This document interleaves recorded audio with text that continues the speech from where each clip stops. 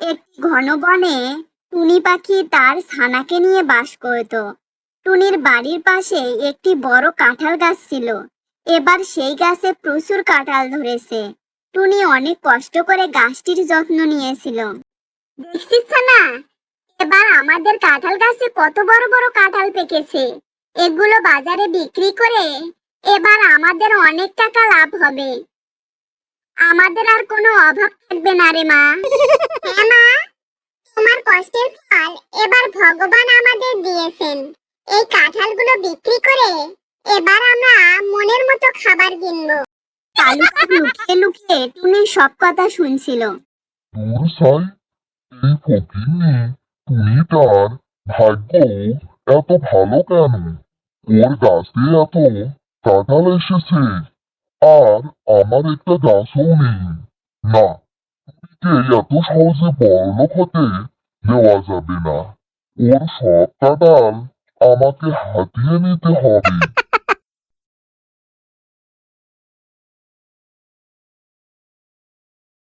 লোভী কালু কাক রাতারাতি বড়লোক হওয়ার এক কুৎসিত পরিকল্পনা করে।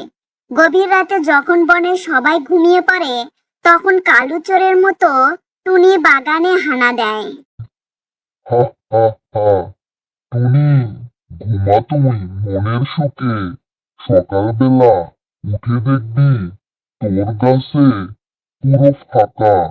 এই সব কাঁঠাল কাল সকালে বাজারে চড়া দামে বিক্রি করে আমি বনের সবচেয়ে ধনী রাজা হয়ে যাব। ওরে খোদা, এ কি হলো আমার? আমার সব কাঁঠাল কে চুরি করে নিয়ে গেল? আমার পুরো বছরের স্বপ্ন শেষ হয়ে গেল। এখন আমরা কি খেয়ে বাঁচবো? মা, তুমি কেঁদো না। কেঁদে কি তুমি তোমার কাঁঠাল ফিরিয়ে পাবে? চোর তো আমাদের ভাগ্য চুরি করতে পারেনি। তোমার গলার এই সোনার চেনটা আছে না, ওটা বাজারে বিক্রি করে দাও। সেই টাকা দিয়ে আমরা আবারও নতুন করে ব্যবসা শুরু করব। তুই ঠিক বলেছিস সানা, বিপদে ভেঙে পড়লে চলবে না। আমাদের আবার নতুন করে লড়াই করতে হবে। উনি যখন নতুন করে পাছার লড়াই করছে, তখন কালু কাক চুরির টাকা দিয়ে দামি ও নোংরা খাবার কিনে বিলাসবহুল জীবন কাটাচ্ছিল। কিন্তু অন্যায়ের ফল কখনো ভালো হয় না। অতিরিক্ত নোংরা খাবার খাওয়ার ফলে কালুর শরীরে এক মারাত্মক ছোঁয়াচে রোগ বাসা বাঁধে। ওহ, আমার পেটে প্রচন্ড ব্যথা করছে। সারা শরীর যেন পুড়ে যাচ্ছে। বনের ভাইরা, তোমরা কেউ আমাকে একটু সাহায্য করো, আমাকে বাঁচাও। আরে দূরে থাক কালু, তোর গায়ে ছোঁয়াচে রোগ হয়েছে। তোর কাছে গেলে আমরা মরে যাব। চল এখান থেকে পালাই। সব পাখি কালুকে ছেড়ে চলে যায়। কালু একা যন্ত্রণায় ছটফট করতে থাকে। কালু যখন মৃত্যুর মুখে ঢলে পড়েছিল, ঠিক তখন সেই রাস্তা দিয়ে টুনি যাচ্ছিল। কাকের এই অবস্থা দেখে দয়ালু টুনির মন গলে যায়। সে নিজের সব টাকা দিয়ে বনের বড় ডাক্তারকে ডেকে নিয়ে এলো। ডাক্তার বাবু, দেখুন না, কালু ভাইয়ের কি হয়েছে। ও ব্যথায় খুব ছটফট করছে। আপনি আমার এই কাঁঠাল বিক্রির সব টাকা নিন, তাও কালু ভাইকে সুস্থ করে তুলুন।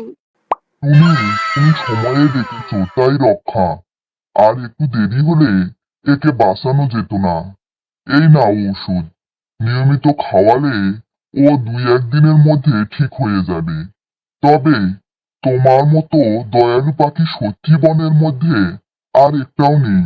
আমি আর কখনো কাউকে দেখিওনি। ডাক্তার চলে যাওয়ার পর টুনি কালুকে ওষুধ খাইয়ে দেয়। কালু আস্তে আস্তে সুস্থ বোধ করে উঠে বসে। টুনি, আমাকে ক্ষমা করে দাও বোন।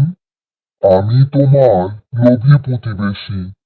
রাতের অন্ধকারে তোমার সব কাঁঠাল আমি চুরি করেছিলাম। আর আজকে আমি বিপদে পড়ায় সবাই আমাকে ছেড়ে গেল, অথচ তুমি নিজের টাকা খরচ করে আমার প্রাণ বাঁচালে।